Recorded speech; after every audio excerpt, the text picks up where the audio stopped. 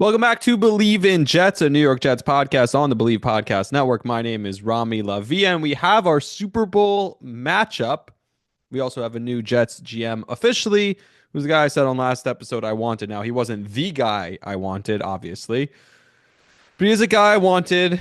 And there was some weird reporting on this, too, as Josina Anderson has it on Sunday morning, and then it was a while. It was till I think Saturday morning. So Jacina had it on Friday morning rather, and it was a while till Saturday morning. Anyone else confirmed it, and now we've seen this with some of the I don't know reporters who are in the know and have sources, and they're not guessing; they're making more educated guesses and then it ends up being wrong. Like 2 days earlier, somebody said the same thing, and he said, "My sources are telling me," and I forget who it was, but it was also someone who has sources, has broken stories, um, and uh, said that the Jets were definitely hiring the other guy. The guy didn't end up hiring from Detroit and then Washington. I forgot. I'm even forgetting his name now. Lance Newmark, because nobody cares about him. Anyway, Lance Newmark. And then obviously they don't hire Lance Newmark, and the guy never takes it back. He was making an educated guess because it seemed like it was heading in that direction. Ultimately, they didn't hire him, obviously, and they went the other direction. So maybe that's what Justina was doing. It seemed like, again, it seemed like she actually had a source and she was confident and she was reporting it. And a lot of people were running with it, myself included, but none of the guys, Rappaport, Schefter, none of those people were confirming it. And they weren't denying it, but none of them were confirming it. And eventually, obviously, they all did confirm it. And it felt like they they were a little cheap with the credit they gave her. It felt like they should have given her more credit, because she certainly deserved more credit, because she was first. She definitely had that scoop first, and she was right on it, and she was confident about it. So I will say that Jacina Anderson was the first to report that the New York Jets had to come to an agreement with Darren Mougey. Now, I told you everything I think about Moog. I mean, I don't know a ton, obviously. They both have a relationship with Sean Payton. That's what we know. Um, Moog, I think actually, so, he was in Denver though for longer. He was there before I think he precedes Sean Payton in Denver. So, there's a relationship there with Sean Payton. I don't know. I don't think there's any prior relationship with Aaron Glenn, but this is not the first time the Jets have done this where they pair two guys together who have never worked together before. So, not shocking if you're a Jet fan. But look, this is the part that we get to where we just hope it works. This is the point that we're at as Jets fans, that we just hope that this marriage works. And I talked about everything that um, I wanted to talk about on that podcast. So I'm trying to think. Should we recap the second game first? I feel like we should because it's the bigger game, and that's the Chiefs and Patrick Mahomes against the Buffalo Bills and Josh Allen. And we've gotten to the point, and I said this after the Super Bowl last year. The first thing I said was he's inevitable. He's reached the point of inevitability that you just know he's going to win, and he finds a way to win every time, and that's Patrick Mahomes. And I think in the 9 games that Mahomes and Allen have played each other, the total score has been decided by 5 points.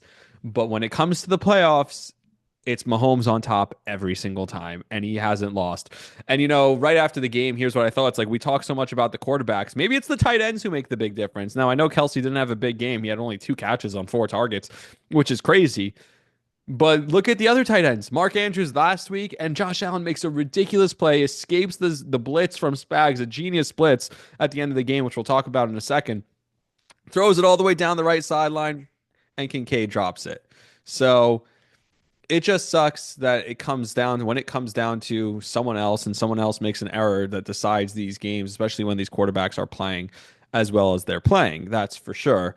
But it's time and time again. You got to give credit where credit is due. Patrick Mahomes has surpassed all levels of doubt, all levels of any question you have. It's just every time in these close games, you can't bet against him. And in the Super Bowl, they're 1.5 point favorites already, and we'll talk about that a little bit later. I'm leaning towards the Chiefs because guess what? I can't bet against Patrick Mahomes. It's what I said on Friday's episode. I said, take the Chiefs -2.5. It's going to be a close game. It's going to be a field goal game, and they're going to win by a field goal. Now, the big story, Bills fans are going to cry and scream again. You're going to see it forever. You're going to see the picture of Josh Allen over the line. Now, I thought to the naked eye right away, I was like, oh, he picked that up. That's a first down, and it should have been a first down. And even after the replay, like Chris Jones's big head is in the way. If his head's not there, that's a first down. You know what? Cry about it. I don't know what to tell you. Go cry me a river. I don't know what you want. They called it on the field. They called it a fourth down. It was a close play. They called it a fourth down. They went to review. There wasn't evidence to overturn it. Guess what? You got the ball back down three. Josh Allen with the ball in his hands, and you had a chance to go end the game and win it. Josh Allen had a chance to have the ball last. Oh, and by the way, you had multiple opportunities to stop the Chiefs. You could have stopped the Chiefs at the end of the game to get the ball back with about a minute left. You could have stopped the Chiefs earlier. You didn't have to, just because they turned the ball over, you didn't have to let them go down the field in 4 plays and score a touchdown. You could have held them to a field goal. You could have done again. It's always the same complaining. Oh, the refs handed the games to the Chiefs. No, they didn't. And I feel bad putting this on Josh Allen. And I'm going to be fair to Josh Allen the way I was to Lamar Jackson last week, because Josh Allen had a chance to change the narrative. Josh Allen had the ball in his hands with the game on the line and had an opportunity to go win the game and never give it back to Mahomes, because that's what as long as Mahomes has it last, they're going to win. Well, you had an opportunity. Take the lead and never give it back. Not 13 seconds. Leave no doubt. Leave zeros on the clock. And guess what, Josh Allen? You didn't do it. And this is the biggest difference of the Chiefs this year, is what I talked about on the podcast on Friday. This is the biggest difference with the Chiefs this year than past years. Is that defense, is Steve Spagnuolo. That fourth down play doesn't happen in past years. The Chiefs don't get that in past years. This is different. This year is different. Because that Chiefs defense that was getting run on all day, that couldn't get a stop when they really needed it all day, they came up with a couple of big plays, one last drive, and made the stops when necessary. And Spags disguises a perfect blitz, and they come after Allen. And Allen still, some quarterbacks don't even get that ball off, don't even attempt to make that throw, or the throw's out of bounds or not even close to anyone. The fact that he got the ball off, it was in bounds, and it was in a receiver's hands. It was in Kincaid's hands, and he dropped it. So all the credit in the world goes to Josh Allen, because I don't know if they complete that drive, if they finish it and they score the touchdown, ultimately if they take the lead, if they win that game. But he had the ball in his hands with the chance to go win the game against Patrick Mahomes, and he was right there with the opportunity to go win it. And I feel for you, Patrick. I feel for you, Josh Allen, because it's that nemesis. It's that monkey on your back that you can never get off, because Patrick Mahomes has gotten to that point of inevitability. And every single time they go against each other, it feels like it's Mahomes on the winning side. And in the playoffs, it has been. And now for the 17th consecutive time, they're now, I think, 13-0 this year in one-score games, the Chiefs are, and 17 consecutive wins in one-score games. They've won 17 of their last one-score games, which is crazy. And people talk about, oh, they're getting lucky. They're winning all these close games. They're not that dominant. They're not that good. No, that's what makes them a great team. What makes them a great team is that in these close games, when the games are tight, they're the team always on top. They always find the way to win.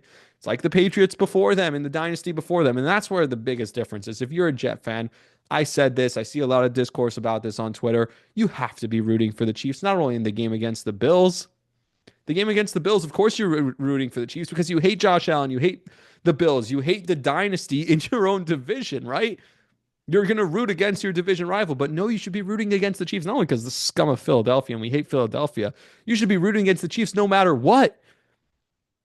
This is the only guy, and if you talk about the coach and Andy Reid, the team as a whole, and Patrick Mahomes in the quarterback, they have an opportunity here to overcome the dynasty and the GOAT and the greatest coach of all time, that is Bill Belichick, Tom Brady, and the New England Patriots. Not only do they have a chance to overcome them, they have a chance so shortly thereafter.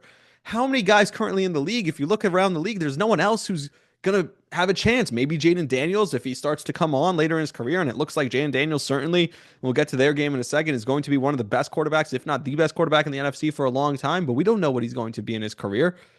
Whereas the Chiefs right now, they're right there. Patrick Mahomes, if he gets another Super Bowl, his fourth Super Bowl, his third in a row, something Brady never did, winning 4 out of 5 years, and you still would like to think he's got at least, if he plays to the end of his contract, that's only like 6 more years, which is crazy after this year. He'd be 37 at that point, or 36 years old. Do you think he's not going to play past that? Brady played until he was 45. We don't know what Mahomes is going to want to do. We don't know if he's going to keep up the body the way he does. We don't know if Andy Reid's going to stay around for that long. But this is a real opportunity to overtake the Tom Brady dynasty. And if you're a Jet fan, and you should hate Tom Brady as a Jet fan, you should hate Tom Brady so much. You should be rooting against the Tom Brady GOAT and against the Patriots dynasty and against Bill Belichick. And if you're rooting against them, then you're rooting for Patrick Mahomes and the Chiefs. It's that simple. It's so simple because you have a guy right here who right in front of you, so like literally Brady just retired and he's already ready to overtake him as the GOAT. Like, and it wouldn't even be a debate because if Patrick Mahomes wins another one, even two of these, it's over. I mean, he's the undisputed GOAT. Now he'd have four, Brady would still have seven. There's time. If you get the three-peat, you get the 4 out of 5, and you still have 10 more years maybe in your career if you're Patrick Mahomes. He's not even 30 years old yet. I'd hope he have 10 more years in his career. The odds of him catching Brady in rings, I mean, we're getting there. It's a real shot. So you got to be rooting as a Jet fan. And this is loser talk. I should preface this whole thing. This is total loser talk. Only losers talk this way. No one else talks like this. If you root for a winning team, you're not worried about, oh, this GOAT is better than that GOAT. But that's what it is. When you're a loser and your franchise has been losing forever, you start rooting for which team is going to overtake the guy that you hate more. Like, which guy can you hate less? And right now, if you have no ill will against Patrick Mahomes, you have no ill will against Andy Reid or the Chiefs. They never caused you any harm. They never caused you any heartache. They never laughed at you. They never beat down on you the way the Patriots did. So to me, I mean, it's obvious. You got to be rooting for Patrick Mahomes and the Kansas City Chiefs, who have now gone to another Super Bowl. They make it to the Super Bowl again. It's the seventh consecutive year that they were in the AFC Championship game. Obviously, one of those years, Joe Burrow beats them and goes to the Super Bowl. But now the third consecutive year that they're in the Super Bowl and a chance to win it for the third consecutive year with a rematch against the Philadelphia Eagles. Now, I'm going to defend the New York Giants here for a second because I don't understand. These narratives that we hear over and over and over about freaking Saquon Barkley and how, oh, the Giants dropped the ball and blah, blah, blah, blah, blah. My God, how many times do we have to hear the same stupid narrative? Like, it is so dumb. If the Giants kept Saquon Barkley, if they had paid Saquon Barkley, they'd be in cap hell right now, and they'd be maybe a win or two better. Maybe they'd have the 6th pick in the draft instead of the 3rd pick in the draft, and that would be the difference. So if you're like, I tweeted it today. I'm so glad the Giants gave up Saquon Barkley because guess what? We wouldn't be watching Saquon Barkley today if the Giants had kept him. So for all the people, oh, they should have kept him. No, they shouldn't have, because guess what? Had they kept Saquon Barkley, he'd be sitting on his couch right now, just like the rest of us. He wouldn't be playing against he wouldn't be playing in the NFC Championship game. He wouldn't be going to the Super Bowl. Oh, they let him walk, and that year he's going to the Super Bowl, and we have to see the clip over and over and over again of John Mara. My God, they made the right decision. In fact, actually, they made the wrong decision so many times that led to that point that they had to let him go. Drafting him in the first place when the team wasn't ready to win, when they could have drafted Sam Darnold or Josh Allen or not Patrick Mahomes or Lamar Jackson or any of those quarterbacks. Team wasn't ready to win, and they drafted Saquon Barkley. When they gave the contract to Daniel Jones over him, that was another mistake. They made countless mistakes to get to the point. The mistake, though, was not letting him walk last offseason. That was the right decision because this Giants team is not close to winning. They're not a Saquon Barkley away. When you watch the offensive line of the Philadelphia Eagles, the Giants can't do that. When you watch the defensive line and the defense of the Philadelphia Eagles, when you watch the coaching, when you watch the quarterback play. And actually, I heard from, it was on part of my take, it was Ryan Fitzpatrick, who had a great comp for Jalen Hurts, because we're always trying to figure out what is Jalen Hurts. And the last time we saw him in the Super Bowl against the Chiefs, he was incredible. He was the best quarterback on the field. He could have won the Super Bowl MVP over Mahomes, despite the fact that they lost the game. That's how good he was in that game. He was absolutely ridiculous. It was a shootout. That game was awesome. So what I would say is, if you're an Eagles fan and you're trying to figure out what is this guy, right? Because some games he looks like that, and other games he just doesn't have it. And then on the 4th down, they throw the go ball on the left sideline to AJ Brown. He makes the huge play there. We see him making plays with his legs. And Ryan Fitzpatrick put it perfectly. He's young Russell Wilson without the weird attitude and without the personality disorder, essentially. That's what he is.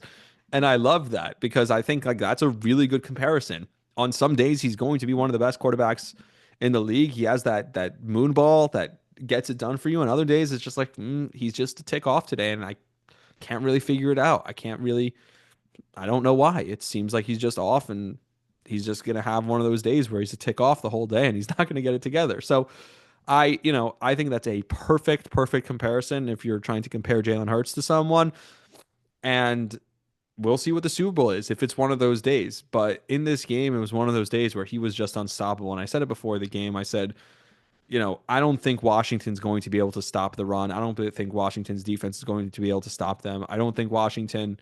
Now, I thought Washington would be able to put up points and be in a shootout with them. But once Washington started turning the ball over, they had no chance in this game. And that was unfortunate. And I said this before the game. There's no such thing as house money when you get to the NFC Championship game. There just isn't, because at that point, who knows when the next time you're going to be back is. I mean, even the Bengals. The Bengals go all the way to the Super Bowl and they don't win it. The next year they go to the AFC Championship game. They haven't been as far since, right? This team hasn't been good since.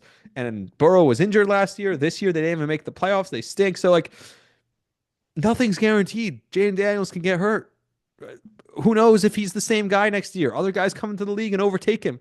There's so many different things that can happen with this Washington team that who knows if they'll get to this point again. So there is no house money, and it sucks that they lost this game, and they weren't even competitive in this game. What I will say is you lost to a much better Philly team, a team that's older, that's veteran, that's gone to a Super Bowl before, but also their window is 2 to 3 years with this squad, with A.J. Brown, with this offensive line, with Saquon Barkley, with some of these defensive players. You're not going to be able to keep them all together, obviously, with contracts. Even when you look at the young guys like Cooper DeJean and Jalen Carter and all those young guys they have on defense, you can't keep them all together. And Jalen Hurts, who's under contract for the next little bit, I understand you have Devontae Smith.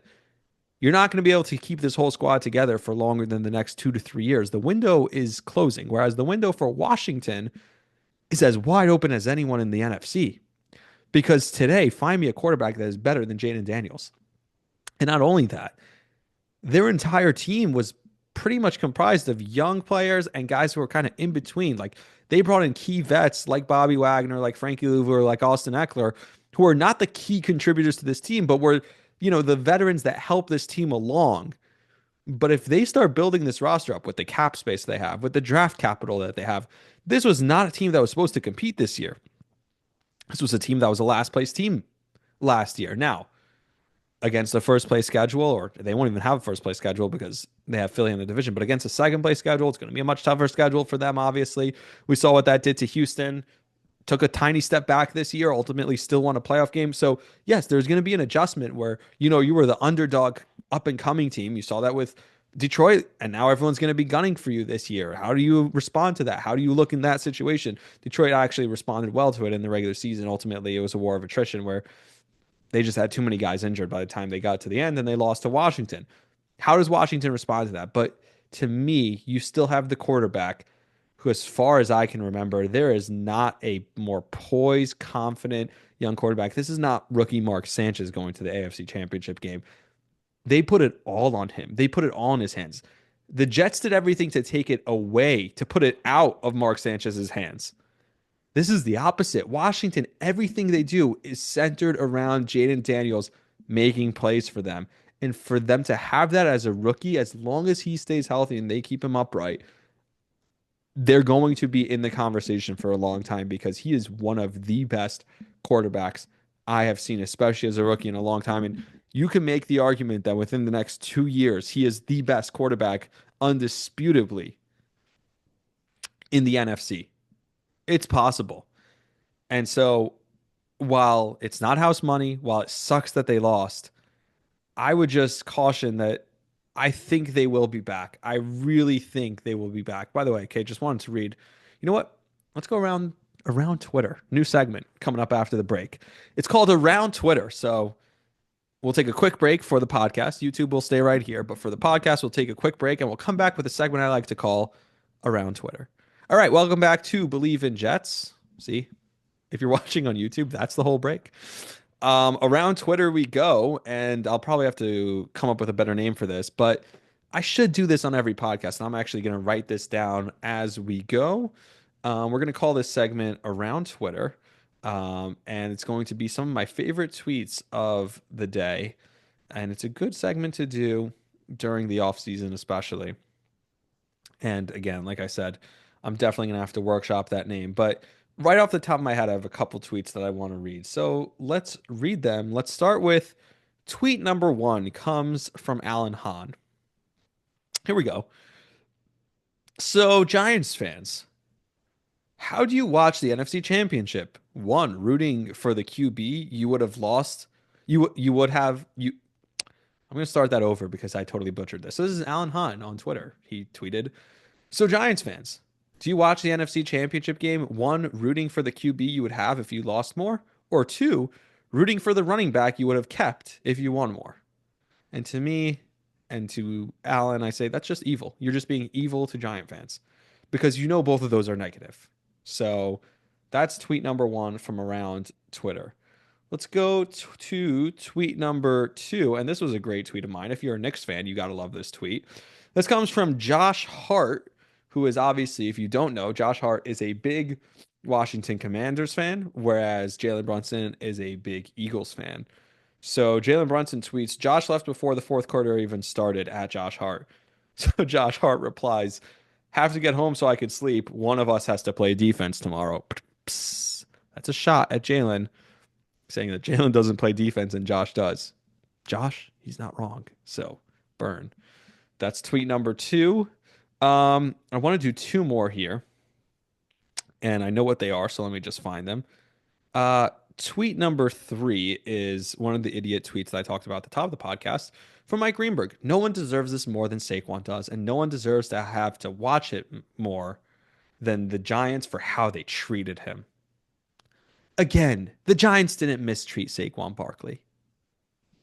They got themselves into a bad situation where it was not fiscally responsible. It was not responsible if you're trying to build a winning football team to pay Saquon Barkley. And some people are just too stupid to understand that. And apparently, Mike Greenberg is one of those stupid people. So I'm sorry, Mike, you're stupid. Um, and then the last one, I'm trying to think what it was because I had another one in my head, but I can't think of it right now. So if I do think of it, I will be back with that tweet. I'll come back to it. But those are from around Twitter, tweets from around Twitter of just dumb things that people say on Twitter. So we have Mike Greenberg, or I guess not even dumb, just notable things. Mike Greenberg said something significantly dumb. We have Josh Hart and Jalen Brunson going at each other, which was pretty fun. And then obviously we have Alan Hahn with the question that was just evil, just totally pure evil um, to all Giant fans. And now I remember actually the last one I wanted to it was a funny one, so I'm gonna find it actually because I remember the last one that I wanted to look at, and it was Adnan Virk, who I love. I love Adnan Virk. He is one of the guys I worked with at MLB Network, and he's a super cool, good dude. And he writes right after the first touchdown in the Eagles game, Barkley another TD. Incredible start for hashtag fly Eagles fly.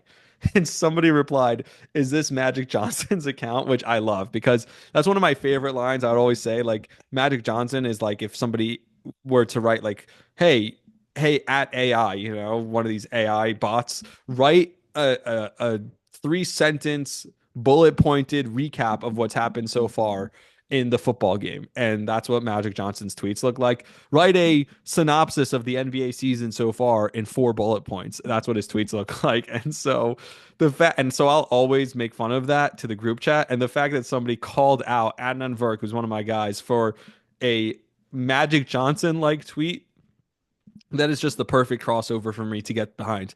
Now, I didn't tell you guys this yet, but today's episode is brought to you by Bet Online, and Bet Online is your number one home for all your gambling needs during Super Bowl week and obviously for the Super Bowl. So head to Bet Online. They have all the live wagers, up to the minute odds on everything, news, stats, all that great stuff. You could also bet UFC. You could bet touchdowns, baskets. Once the Super Bowl, we have one game left. Once it's over, we get full board into NBA season and hockey season. I'm wearing the Rangers sweatshirt right now, and you could bet all of that on Bet Online. Bet Online is your number one source in 2025 and beyond for all your online sports wagering needs. Bet Online, the game starts here, and they are a proud sponsor of today's podcast. And according to Bet Online, the early spreads for the upcoming Super Bowl is the Chiefs -1.5 and Philly at +110. Those are the odds, the early odds right now. And here's what I'm thinking. So obviously, there's a recency bias to this, even from a few hours, because the Eagles game felt like it ended so long ago, especially because it was a blowout and the game was over so early, essentially. The game was over by like 5:30 p.m. Even though Washington did have a chance there, and don't get me wrong, Washington has a chance, and then they fumble. If Eckler doesn't fumble there, they're driving only down 11, and they have a chance with still like that was crazy to me. The drive before that, Philly has the ball, and Philly doesn't. They run like 2.5 minutes off the clock, and that's it. If they run more time off the clock there, then they could like get it into the fourth quarter. They could run the ball, but for some reason, Philly was reluctant to run the ball at that point in the game, which didn't make any sense to me. Ultimately, it doesn't come back to hurt them because they forced turnovers. And I texted one of my friends this. I was like, look, I don't care what Aaron Glenn does with his Jets defense. It's supposed to be super talented. I'd much rather the Jets be the 15th ranked defense in the league, but third in the league in turnovers forced, rather than be the number one defense in the league and 25th in forcing turnovers. If you are so much better if you're a middle of the pack to lower tier defense that forces the most turnovers versus a defense that is number one in the league but middle of the pack and forcing turnovers. I fully believe that. I believe that like wholeheartedly. So that turnover was huge, obviously, in that spot, and turnovers were the story in that game, of course. By the way, speaking of turnovers, Josh Allen was dying to throw an interception early, and then he seemed so nervous. He missed throws early. So, again, opportunities early in this game. Still, I thought he made all the plays necessary to win this game. He really did. So, again, tip of the hat to Josh Allen and to Lamar Jackson last week, because they made all the plays. It's just sometimes you just gotta like tip your cap to Mahomes as the greatest there is right now, and he's so inevitable. And that's why sometimes you gotta root for greatness. I know I didn't have that like theory when it was the Patriots doing it, and that's kind of why like I'm making up for lost time, because I didn't root for greatness when it was the Patriots winning over and over again. I hated them because they were the Patriots and they were my division. But now I have the opportunity to root for a team that I don't hate and their greatness. It's fun for me. So here's what I think. There's that recency bias that people are looking at, like Mahomes is inevitable, so that's why it started at 1.5, and Philly money lines +110. So if you love the Eagles in this game, just bet it at +110 right now. But what I'm going to tell you is we have a couple of weeks now, and during these next 2 weeks, everyone's going to start talking about the offensive line for the Bills, for the Eagles, and everyone's going to start talking about Saquon Barkley. And going to say, hey, look, did you see how Josh Allen ran the ball? Did you see how Cook ran the ball? They ran right down the throats of the Eagles. They were so much like they couldn't stop them. Kansas City could not stop the run against the Bills. The Eagles are even better. They have a great offensive line. They have Saquon Barkley. There's no way they're going to be able to stop the run. They couldn't stop the run against the Bills. Of course, they're not going to be able to stop the run against the Eagles. They're going to say, look at the defensive line. They're going to get home on Mahomes. He's not going to be able to dance around back there. The way he ran the ball against Buffalo, he ran the ball so many times. There's no way that they early in the game, they were taking advantage of the middle of the field. But after that, the passing game got shut down for the Chiefs. There's no chance, blah, blah, blah, blah, blah. That's what the narrative is going to start to shift, because this is what happens in these Super Bowls. You have 2 weeks to talk about it. So all of a sudden, we have the next 2 weeks of just talking about the same thing over and over again. The narrative's going to start to shift in the other way. And all of a sudden, before you know it, Philly's going to be favored by 2.5 points. Wait for that point. Once they're favored by 2.5 points, you bet the Chiefs money line and you never look back. You bet them at plus money. You get them at like plus 140, 150, and you're like, oh man, this is awesome. So I'm not going to bet the Chiefs yet. If we get to Super Bowl Sunday and the Chiefs are -2.5, I'm going to take the Chiefs anyway. I'm going to ride with Patrick Mahomes till he proves that I can't ride with him. And to me, he hasn't proven that yet. Yes, he was beaten once by Joe Burrow. That's it. He was beaten once by Brady. Phantom call there. People seem to forget that one. People don't like to bring that one up. So to me, I'm going to let this ride out. Let all the narrative, let all the talk come in. Oh, Philly, oh, they're underdogs. How are they underdogs? They've been the best team in football all year. That offensive line, that defensive line. Saquon Barkley's been the best player in the league. Chiefs are overrated. Look at all these one-score games, as if that's a negative thing. The line's going to move. It's going to move to Philly. It's going to be Philly minus a point, minus 2 points. You're going to be able to get Chiefs money line on plus money, and then boom, you bet the Chiefs. That's what I do. That's my gambling advice to you. That's going to do it for the episode for the podcast. Believe in Jets. Not a lot of Jets talk on this podcast, I'll be honest. But that's what happens when the Jets are pretty much irrelevant at this point. We'll talk. So Monday at 1 p.m., that's when they're going to be introduced. Aaron Glenn, and I assume Darren Mougey is going to be there too.